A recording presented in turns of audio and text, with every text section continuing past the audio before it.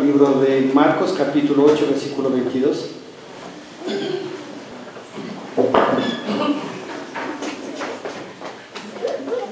Los niños, por favor, a escuelita dominical.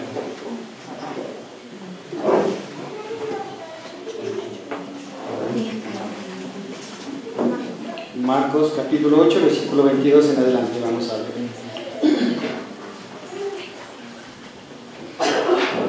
Dice: vino luego a Betsaida y le trajeron un ciego y le rogaron que le tocase. Entonces, tomando la mano del ciego, le sacó fuera de la aldea y escupiendo en sus ojos le puso las manos encima y le preguntó si veía algo. Él, mirando, dijo: veo los hombres como árboles, pero los veo que andan. Luego le puso otra vez las manos sobre los ojos y le hizo que mirase, y fue restablecido y vio de lejos y claramente a todos. Y los envió a su casa diciendo: no entres en la aldea, ni lo digas a nadie en la aldea. Salieron Jesús y sus discípulos por la aldea de Cesarea de Filipo, y en el camino preguntó a sus discípulos diciéndoles: ¿quién dicen los hombres que soy yo? Ellos respondiendo, unos Juan el Bautista, otros Elías y otros algunos de los profetas. Entonces él les dijo: ¿y vosotros quién decís que soy? Respondiendo Pedro le dijo: tú eres el Cristo. Pero les mandó que no dijesen esto de él a ninguno. Tomemos asiento.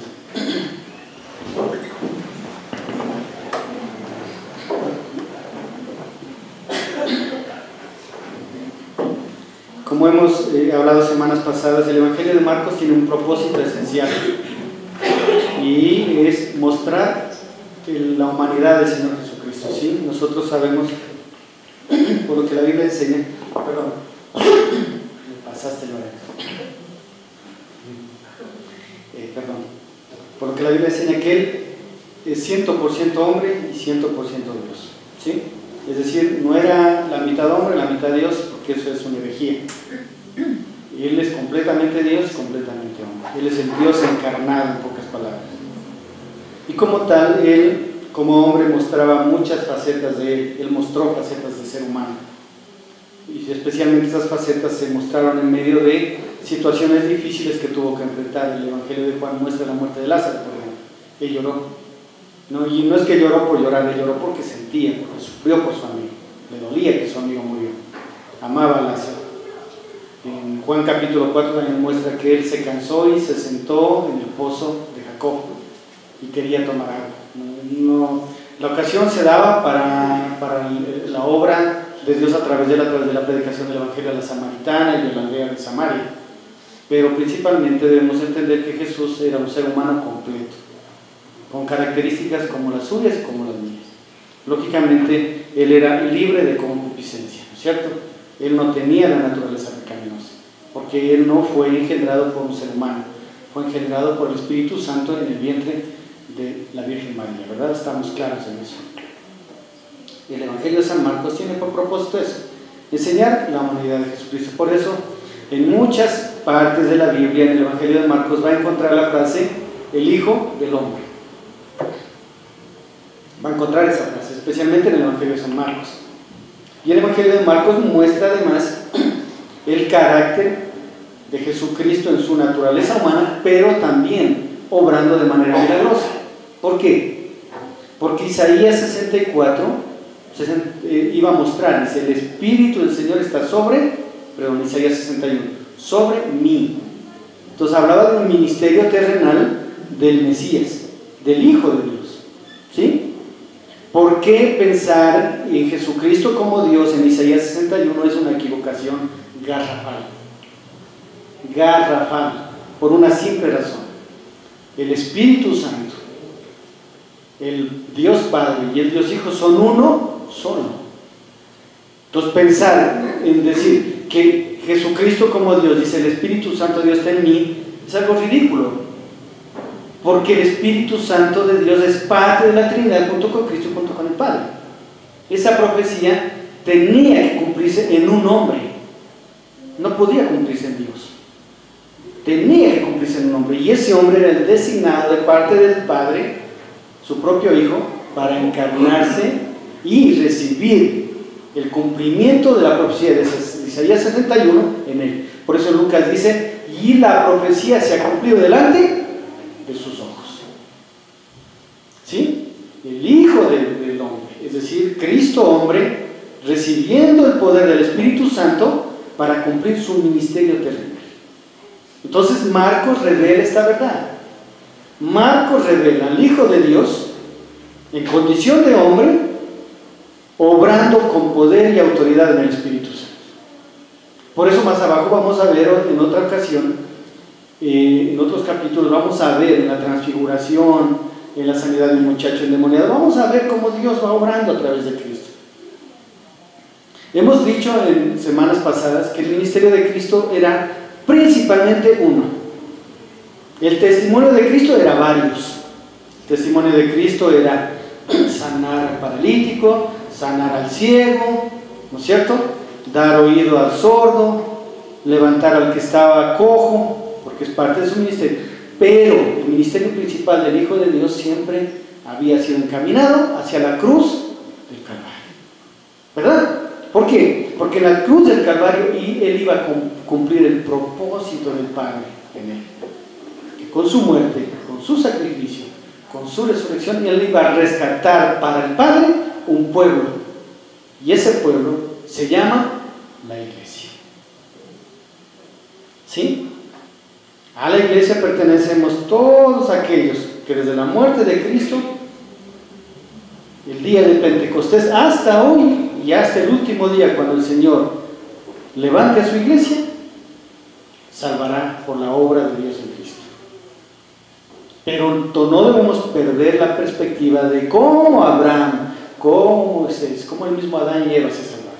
Ellos se salvaron por la fe en aquel que un día iba a morir en la cruz. Porque hay una sola forma de salvarse. No hay dos ni tres. Es el sacrificio del Señor Jesucristo en la cruz. Eso enseña la Biblia. Por eso la Biblia le llama sacrificio de Cristo el sacrificio eterno, no temporal. El sacrificio de Cristo no solo salva a la iglesia. El sacrificio de Cristo salvó a Abraham, ¿sí?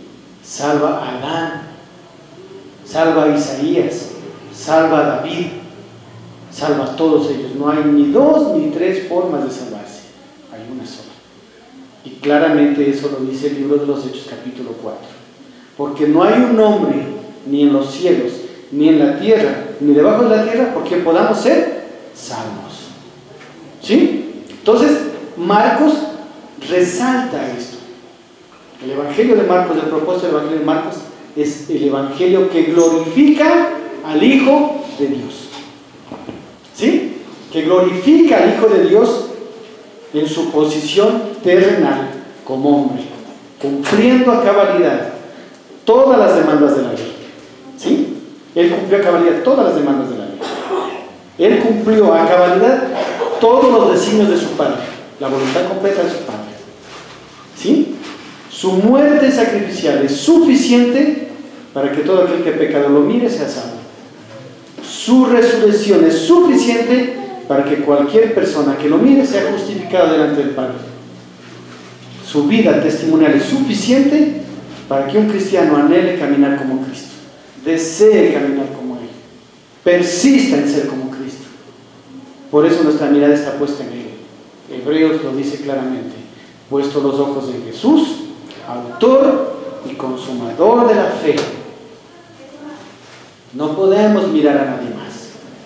Él es la perfecta profecía cumplida en el Hijo del Hombre. ¿Por qué hago esta pequeña introducción? Porque el relato que vamos a ver del ciego sanado en Betsaida nos va a enseñar algunas cosas al respecto. Y la confesión de Pedro nos va a complementar esta situación. El versículo 22 del capítulo 8 dice: vino luego a Betsaida y le trajeron un ciego y le rogase que le tocase. O sea, ya venía el Señor Jesús con una fama.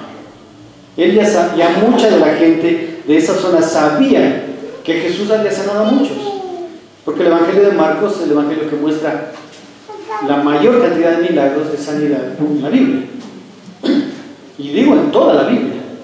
El Evangelio de Marcos muestra la mayor cantidad de obras milagrosas. Usted en ningún otro evangelio, en ningún otro libro de la Biblia va a encontrar la cantidad de milagros que Dios permitió diseñar y relatar en el Evangelio de Marcos. Es decir, la fama de Jesús ya era conocida, ya habían sabido que él había sanado a muchos, y le traen a este ciego para que le toque, porque sabían que Jesús tocando había sanado a muchos. Es decir, decían, si tan solo, como la mujer, ¿se acuerdan? Si tan solo tocara el borde de su manto, seguro sería sanado. Es decir, sabían que había sucedido esto. Sabían que esto se había manifestado en el Hijo de Dios. Sabían que el poder del mismo Dios estaba en el Mesías. Muchos lo reconocían como tal, otros simplemente pensaban que era alguien que había venido a ejecutar milagros. Para muchos, Jesucristo era el Hijo de Dios, era la promesa para Israel, pero para otros simplemente era alguien que hacía obras milagrosas.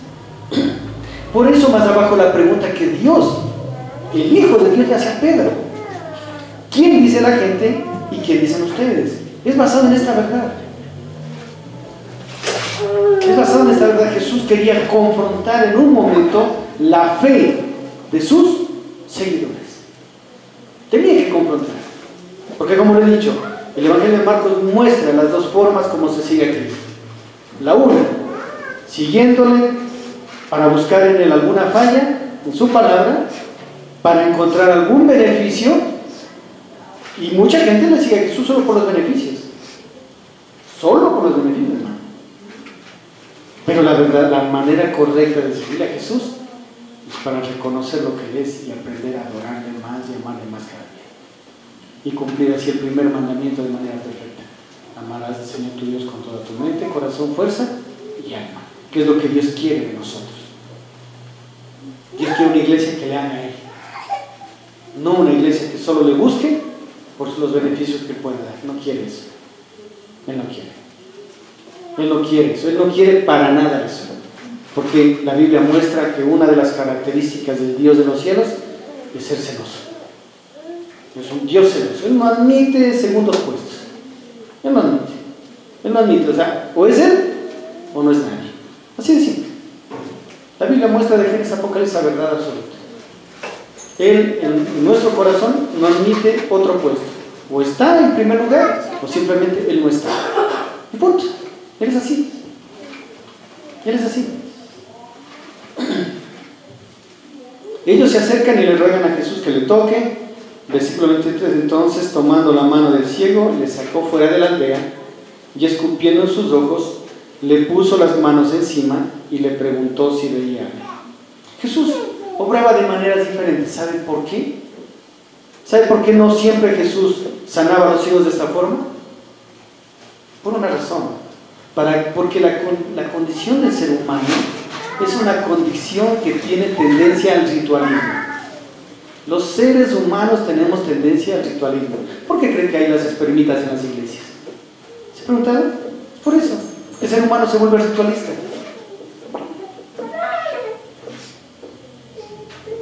Entonces Dios sabe eso y Jesús sabía eso. Es por eso que Él en la sanidad sanaba de diferentes formas. Nunca sanó de una sola forma. ¿Por qué? Porque Él quería mostrar que lo importante era la fe en Él, la confianza en Él, no la forma como Él quería. A este ciego decidió escupirle en sus ojos. Por otros, en cambio, le imponía las manos y le sanaba. A otros decía: sé sano y punto. Es decir, el Señor Jesús no establecía un estándar de sanidad. ¿Por qué? Porque los seres humanos tenemos ese complejo. Por eso hay libros: 10 pasos para la sanidad espiritual, 7 pasos para el discipulado, 40 días con propósito. ¿Por qué? ¿Por qué? Porque los seres humanos somos seres de costumbre. Porque tenemos tendencia a eso. ¿Usted ha visto en la cancha muchos futbolistas cómo entran a la cancha? Saltan y entran con el pie derecho. ¿Por qué? Porque piensan que eso les va a llevar a que les vaya bien el partido. Porque el ser humano tenemos tendencia a hacer rutina, ¿sí?, de las cosas espirituales. Dios no quiere eso. Dios no quiere rutinas espirituales. Dios quiere devoción verdadera y genuina a Él. Por eso la adoración a Dios es con toda la mente, corazón, fuerzas, alma, con toda la vida, con todo el ser. Porque nosotros tenemos tendencia facilito a hacer rutinas espirituales. Y Dios le encanta romper esas rutinas. Ellos decían que le tocase, Jesús hizo otra cosa. Él sabe cómo hacer las cosas, Él tiene diseñado cómo hacer las cosas, porque Él puede hacer las cosas. Le preguntan, ¿ves algo? Él mirando le dice, veo a los hombres como árboles, pero los veo que andan. Luego le puso otra vez las manos sobre los ojos y le hizo que mirase, y fue restablecido y vio de lejos y claramente a todos. ¿Por qué lo hace así? ¿Él podía haberlo sanado hizo facto en ese momento? Por supuesto. ¿Por qué lo hizo así? Porque quería mostrarles a los que estaban alrededor que Él hace las cosas no como le piden, sino como Él quiere. Por eso en nuestra vida las cosas no son como pedimos muchas veces, son como Él quiere. Y la obra del creyente en la vida diaria, en su propia vida, debería que aprendamos a confiar en los designios soberanos de Dios. Una de las cosas que más nos pasan como creyentes es querer convertirnos en consejeros de Dios, ¿cierto? Pero Señor, yo creo que deberías hacer esto. Usted y yo a veces nos hemos convertido, y si no lo hemos hecho verbalmente, por lo menos lo hemos pensado. ¿Pero por qué no hace esto el Señor? ¿Pero por qué no obra? ¿Pero por qué? ¿Por qué? ¿Por qué? ¿Por qué? No, es como Él quiere. Él es Dios, y una de las cosas que se ve en la Biblia siempre es que Él, como dice el libro de Proverbios y Salmos, Él no tiene consejeros. Él ni a los ángeles, ni a arcángeles, ni a ancianos, mucho menos a nosotros nos va a pedir un consejo. La Biblia en Hebreos, en Hechos 4, dice que Él hace las cosas conforme al designio de su voluntad. Él hace las cosas conforme a lo que quiere. Él es soberano. Y como Dios hecho hombre, en Marcos nosotros vemos su soberanía.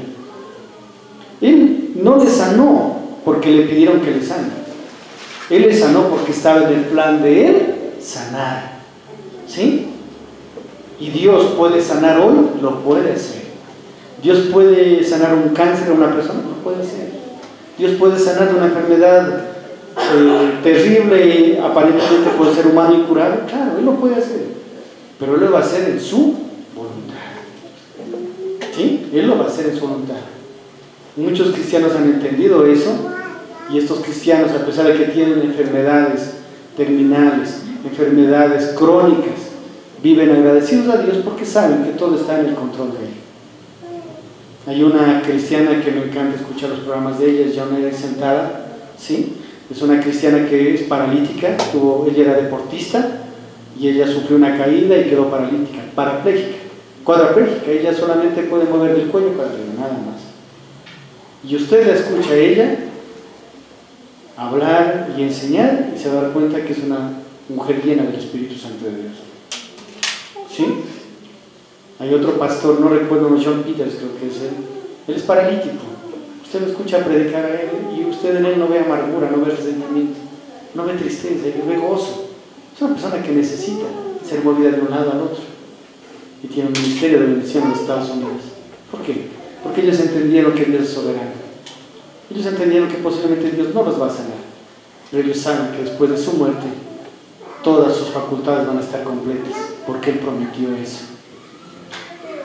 El cristianismo debe manejarse dentro del ritmo de Dios, no dentro de nuestro propio ritmo. El cristianismo debe manejarse como cristianos que entienden el testimonio de Cristo y viven por Él. El cristiano que entiende esa verdad no es un cristiano quejón, no es un cristiano que quiere arreglar las cosas con su fuerza, no es un cristiano que quiere hacer las cosas como Él quiere, es un cristiano que se somete bajo el señorío y la voluntad de aquel que lo tomó como esclavo.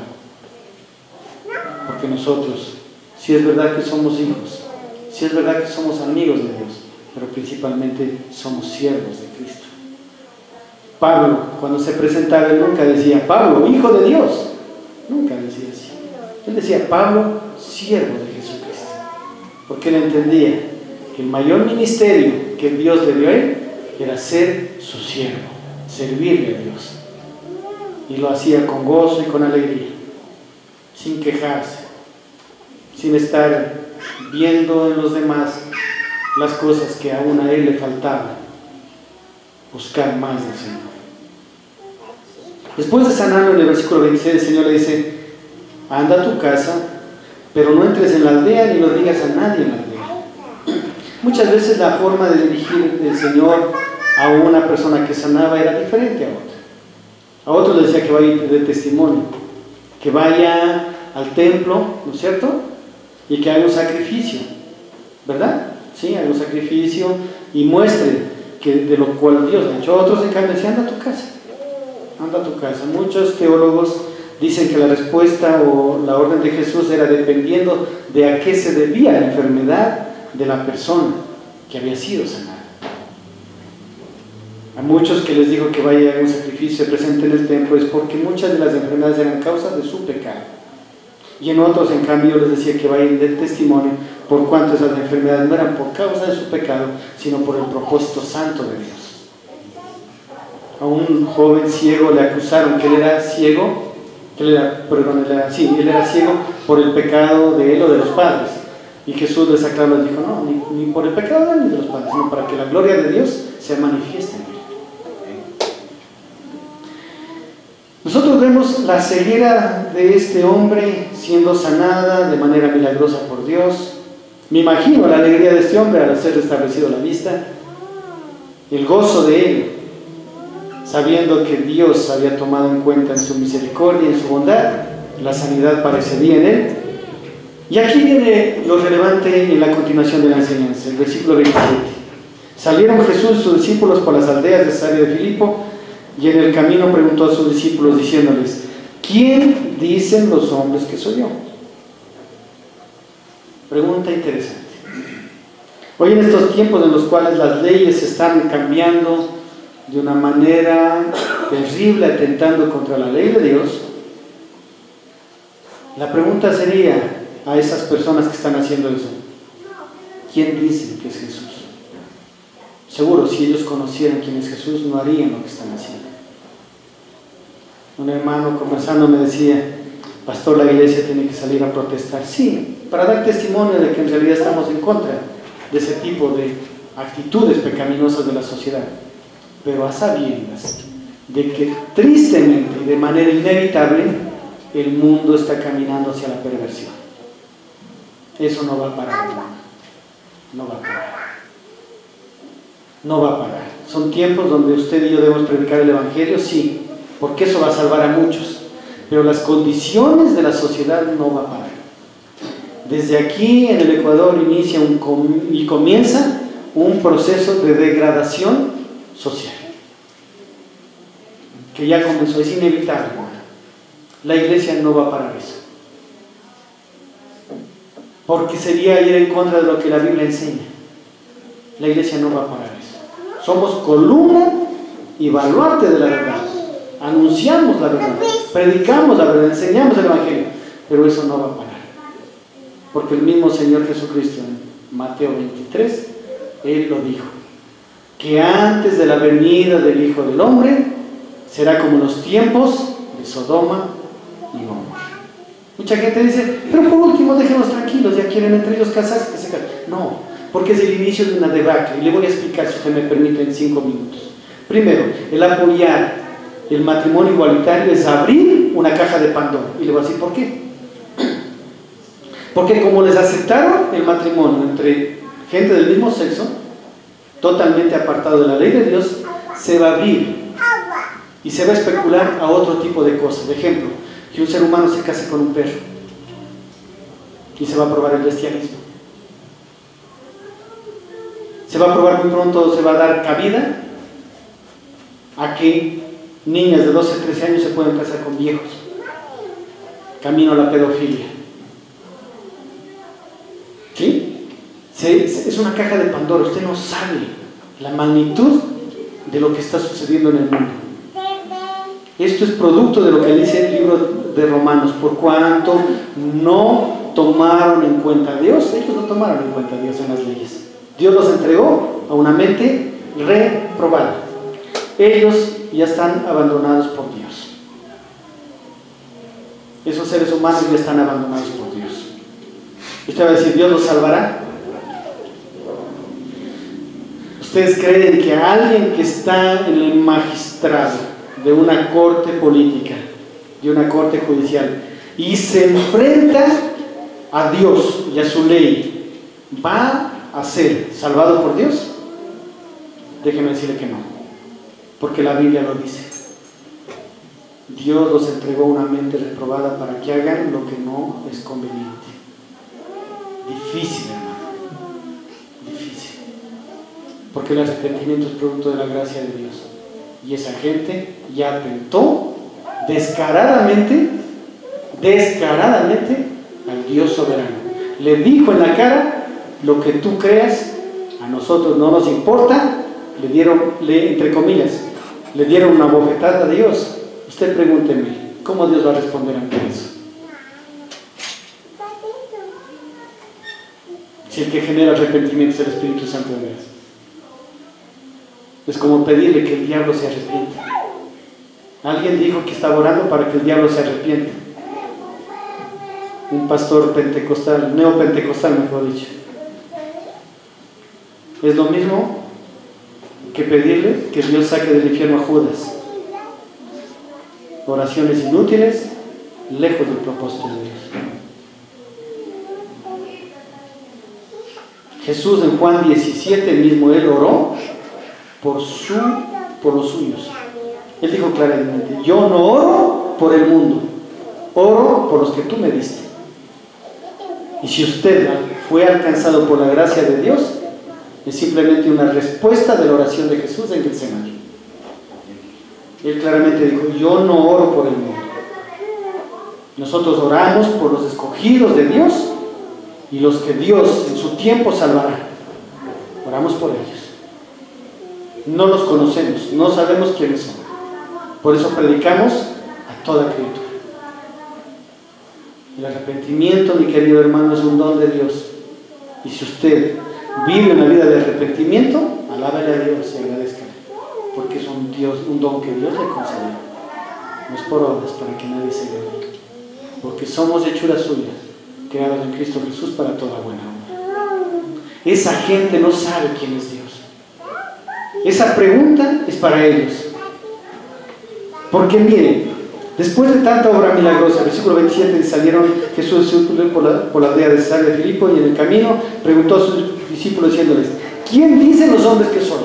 Había una respuesta, miren, ellos respondieron, unos dicen que eres tú, Juan el Bautista,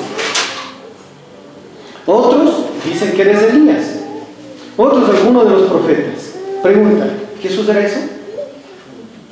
Pero era el concepto de la gente que no conocía a Jesús. Y es el mismo concepto de la gente que no conoce a Cristo. La fe baja, ¿qué dice que es Jesús? Un maestro ascendido. Los islámicos, los mahometanos, ¿qué dicen que es Jesús? Que es otro maestro divino. Eso dicen. ¿Qué dice mucha gente, la mayoría? Que Jesús fue un mártir que murió por sus principios y valores. ¿Eso es Jesús? Eso no es Jesús, hermano. Eso no es Jesús. ¿La gente que crea en ese Jesús se va a salvar? No se va a salvar. Usted le pregunta a la gente, a su familia que no conoce, ¿usted cree en Dios? Ellos que le dicen que sí. Pero ellos no conocen a Cristo. Y sin Cristo solamente queda una expectación de juicio y condena eterna. No queda más. ¿Este es el evangelio que molesta? Sí. ¿Este es el evangelio que incomoda? Sí. Pero es el evangelio de Jesucristo. Solamente aquel que cree en Jesús como Señor y Salvador será perdonado. Es así, y la Biblia así lo dice. Por eso la pregunta de Cristo. Y mire la otra pregunta. Entonces Él les dijo, ¿y ustedes? ¿Quién dice que soy? Siempre es bueno entender un poco más la Biblia de lo que dice. ¿En qué sentido? ¿Por qué Jesús a sus discípulos le dicen eso? Porque muchos de sus discípulos aún no confiaban en Jesús. Y debo decirle la verdad, mucha gente aquí no confía en Jesús. No confía. Jesús, el sabio Dios, Él no hace preguntas por hacer. Cuando le hizo la pregunta al ciego en el estanque de Betesda, ¿quieres ser sano? No era una pregunta ridícula, si él estaba siempre ahí esperando que se sane, pues. Él iba siempre que las aguas se movían para ver si podía traer las aguas y poder caminar, pues. La Biblia muestra eso. Entonces, aparentemente para el mundo la pregunta que Jesús le hace habrá sido una pregunta ridícula. Si en el estanque en Betesda estaba gente que quería sanarse. Y Jesús le dijo, ¿quieres ser sano?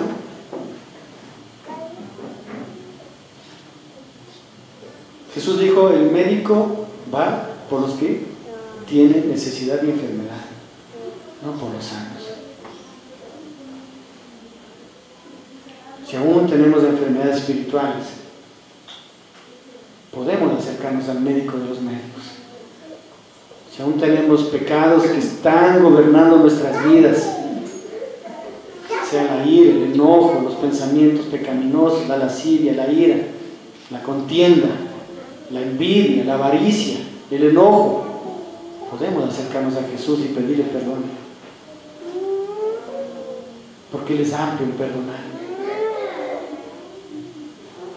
Él les estaba preguntando a sus discípulos, ¿ustedes qué piensan? ¿Qué dicen que son?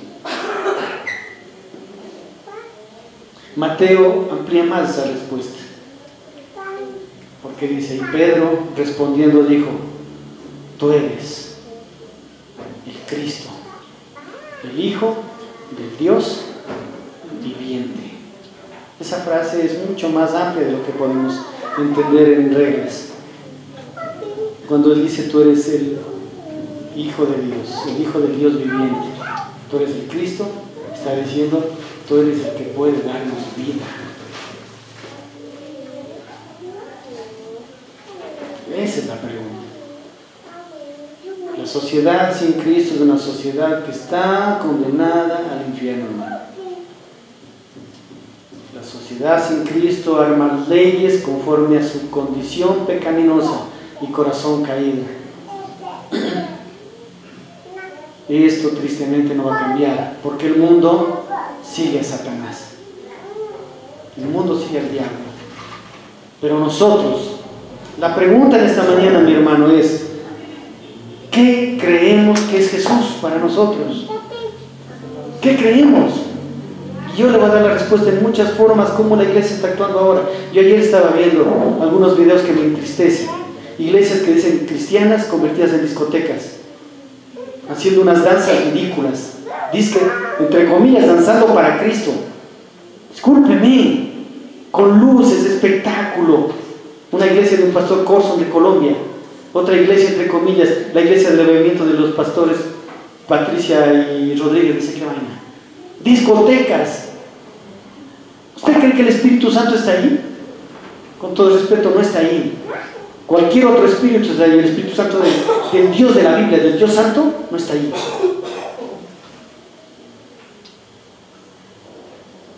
15, 20 mil personas, entre comillas, adorando a Dios. ¿A qué Dios? ¿A qué Dios están adorando? ¿Al Dios de la Biblia? No. Con todo respeto, al Dios de la Biblia no. Al Dios Santo lo están queriendo profanar. ¿Por qué?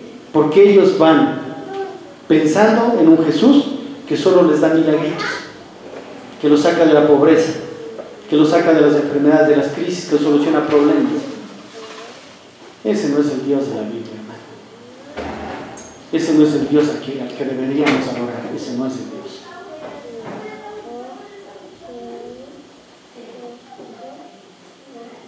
Al Dios hippie del amor. Que Dios es amor, solo amor, solo amor, solo amor. Y pensamos que podemos vivir como quiera porque Él es amor. Pero la Biblia también dice que Él es fuego consumidor. ¿O no? Pues amor, puedo vivir como quiera, hago lo que quiera, digo como quiera, trato como quiera. No se equivoque, hermano. No se equivoque. El Dios de la Biblia es un Dios santo, al cual hay que adorarle en espíritu y en verdad. Porque solamente de tales adoradores Él anda buscando que le adore. Es un Dios santo. Esta pregunta es cabal en estos tiempos. Sí, es verdad, la iglesia por Facebook, por redes sociales, debe alzar la voz. Y no cruzando a las personas en un sentido, sino a lo que están haciendo las personas. Porque alguien por ahí nos puede decir que somos intolerantes, que odiamos a los homosexuales. No, amamos a los homosexuales, amamos a las lesbianas, porque Cristo los ama, ¿sí o no? Pero nosotros detestamos, como Dios detesta, ese tipo de comportamientos y de actitudes pecaminosas. Porque el homosexualismo no es un pecado que está por encima del resto, para nada. Está a la misma altura de la mentira, de la más pequeña mentira que usted y yo hagamos, está a la misma altura. Pero hubo una situación. Ningún ser humano racional haría una reunión y pondría el orgullo del mentiroso, el orgullo del ladrón, el orgullo del adúltero, el orgullo del blasfemo. Y el pecado que es exaltado, aceptado socialmente como la homosexualidad, es el problema. Ya no es pecado para la sociedad. Ya no ser pecado para la sociedad es el inicio de la apertura de una caja de Pandora que va a llevar a la debacle de la sociedad y a la destrucción de este mundo. Como dijo alguna vez el pastor Adrián Rogers, las olas del juicio de Dios están golpeando fuertemente sobre la pared de la misericordia. Y un día, esas olas van a romper esa pared. Y el juicio de Dios vendrá sobre este mundo. No os neguéis lo que la Biblia dice. Todo lo que el hombre sembrare, eso cosechará. Todo. Todo, hermano. Sea bueno o malo, todo lo que sembremos tiene cosecha. Tiene cosecha. Pero como toda cosecha tiene su tiempo, no es el mismo rato que se siembra, esa cosecha tarde o temprano llega. Y el mundo con sus leyes está sembrando. La cosecha muy pronto vendrá. Pero gracias a Dios primero vendrá la siega. Y el Señor cogerá el trigo, que somos nosotros la iglesia, y lo pondrá en un sitio seguro. Pero también cogerá ¿qué? La cizaña y la enviará al lago que arde eternamente. Eso dice la palabra de Dios. La pregunta es, mi hermano, su respuesta de Jesús a esta pregunta es la del mundo o la respuesta de un hijo de Dios. La respuesta de Pedro: tú eres el Cristo, el Hijo del Dios viviente. En Mateo la respuesta de Jesús me encanta a mí. ¿Y sabe cómo le llama a Pedro? Bienaventurado, que es sumamente bendecido. Dijo Pedro, tú eres un sumamente bendecido. ¿Sabes por qué, Pedro? Porque esto no te reveló la comunidad, ni la sociedad, ni las leyes, sino mi Padre que está en los cielos, el Espíritu Santo de Dios. Solo aquel que es hijo de Dios tiene la revelación del Espíritu Santo para tener el concepto claro de quién es Cristo y seguirle y buscarle solo a Él. Hermano, este mundo está pasando. Créanme, la Biblia lo dice. El mundo pasa y sus deseos pasa. Si tiene plata, esa plata de cuento se acaba y no se la va a llevar. Y le va a servir tal vez a los testigos de Jehová, a los mormones, a los adventistas, que los hijos de Dios ya no vamos a necesitar. ¿Sí o no? Tenemos herencia celestial, ¿o no? ¿Sí o no? Si ahorita el Señor viniera y llevara a su iglesia a este local, que lo contrate por último los satanistas, problema de ellos, ¿no es cierto? Porque nosotros estaríamos gozando y disfrutando de la promesa celestial. Hermano, mi anhelo en esta mañana, a través de esta predicación, es hacernos esta pregunta en nuestro corazón. Pero seriamente, hermano, los tiempos son difíciles. Lo que se viene, mi hermano, es más complicado. La Biblia así lo dice, estamos en los tiempos del fin. toda la hora de terremotos, de maremotos, todo lo que va a venir en este año, hermano, los desastres que va a venir este año, simplemente son señales de los tiempos del fin. Jesús dijo ahí que levantemos la cabeza y nos alegremos, porque el día de la redención nuestra está cerca. Pero la pregunta es clave, mi hermano. ¿Quién es Jesús para nosotros? Esta pregunta hágasela no ahorita, hágasela en la noche, antes de dormir, antes de agradecer a Dios por el día, antes de entregar su vida en oración en la noche. Pregúntale: Señor, para mí sinceramente, ¿quién eres tú? ¿Quién eres tú, Señor? Porque si tenemos la respuesta correcta, el afán y la ansiedad deben estar lejos de nosotros. ¿Sí? Porque si tenemos la respuesta correcta, el afán y la ansiedad, no hay cabida en el creyente. La ansiedad, el afán, las preocupaciones es producto de un corazón que no está en una comunión correcta con Dios. Así, pastor, no diga eso. Sí. Eso le pasó a Elías. Y pregúntele en la Biblia por qué Elías estuvo así. ¿Por qué estuvo así? Porque se alejó de la comunión con Dios. Cuando él se fue y se escondió en una cueva. Pero gracias a Dios, Dios fue y lo cogió de la cueva y lo sacó. Cuando Pedro lo traicionó a Jesús, ¿fue producto de que estaba en comunión con Dios? No. Perdió la comunión con Dios. Y Dios le dio la oportunidad de que regrese. Cuando le dijo: Pedro, no digas eso. Esta noche tú, antes de que el gallo cante 3 veces, 2 veces me vas a traicionar 3. Pedro, ¿qué debe hacer ahí? Pedir perdón. Señor, perdóname, ¿verdad? Soy vanidoso, vanaglorioso, me creo mejor que el resto. Perdóname. Pero Pedro insistió: no, aunque todos te dejaren, yo nunca te dejaré. Aunque todos te abandonaran, yo nunca te dejaré. Aunque todos te traicionaran, o sea, él se creyó muy especial.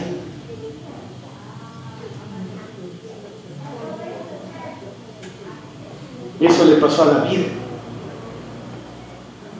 Después de una batalla tremenda, se creyó que podía tranquilamente quedarse hasta la tarde, dormir bien. ¿Y qué le pasó a David? Fue la pérdida de comunión con Dios la que precedió a su caída, no fue al revés. No es que él cayó y perdió la comunión con Dios, es mentira. Primero nos alejamos de Dios en nuestro corazón y después caemos. No es al revés. No es al revés. No es que David pecó con Betsabé y perdió la comunión con Dios. No, él ya había caído antes. Haber adulterado con Betsabé ya fue el resultado de que su corazón ya estaba lejos de Dios.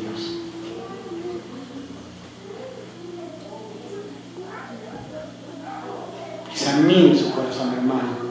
Examinemos nuestro corazón delante de Dios. ¿Cómo está? Y Dios quiere guardarnos de algo feo. Pero si no nos examinamos a nosotros mismos, la Biblia dice que seremos juzgados con el mundo.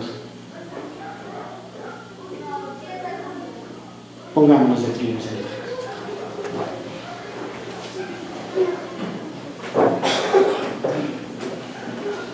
Solamente antes de terminar, el versículo 30 dice: pero les mandó que no dijesen esto de él a ninguno, por una razón, porque el convencimiento de la salvación, de la gracia de Jesucristo como Señor y Salvador, es algo producto de la gracia de Dios a través de la predicación del Evangelio. Dice ahí que los muertos escucharán la voz de Dios y los muertos saldrán de los sepulcros. Mucha gente que afuera está en los sepulcros, caminan, pero están muertos. Están muertos en delitos y pecados, lejos de la ciudadanía de Dios, lejos del pacto y las promesas. Nosotros en Cristo ya formamos parte de ese pacto y esas promesas. Amén. Son mis hermanos, oremos. Amado Dios, te queremos dar gracias en este tiempo que tú nos has dado, Señor. Tú nos estás llamando a reflexionar en nuestra vida, Dios. Señor, tal vez nuestra vida no está caminando acorde a lo que tú quieres, Señor. Tal vez nos hemos desviado, Señor.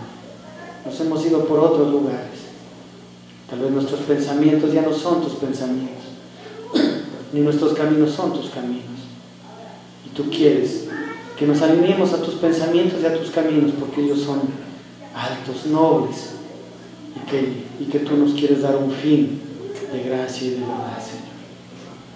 Te pedimos perdón, Padre, por haber sido rebeldes a tu evangelio, por haber sido rebeldes a tu palabra. Te pedimos perdón, Señor, porque hemos ignorado tus principios y tus mandamientos. Señor, ten compasión y misericordia de nosotros y ayúdanos a reflexionar en esta pregunta: ¿quién realmente eres tú para nosotros? Y que esa pregunta nos lleve a cambiar de actitud y adorarte y a bendecirte como solamente tú te mereces. Y que en todas y cada una de nuestras actividades, sean en nuestro hogar, en nuestro trabajo, con nuestros vecinos, con nuestros amigos, con nuestros compañeros de trabajo, donde quiera que estemos, Señor, demos testimonio de que tú vives y habitas con nosotros, laborando y trabajando de la manera correcta, haciendo lo que es digno, conforme al llamamiento tuyo en Cristo Jesús. Amén. Hermano gente.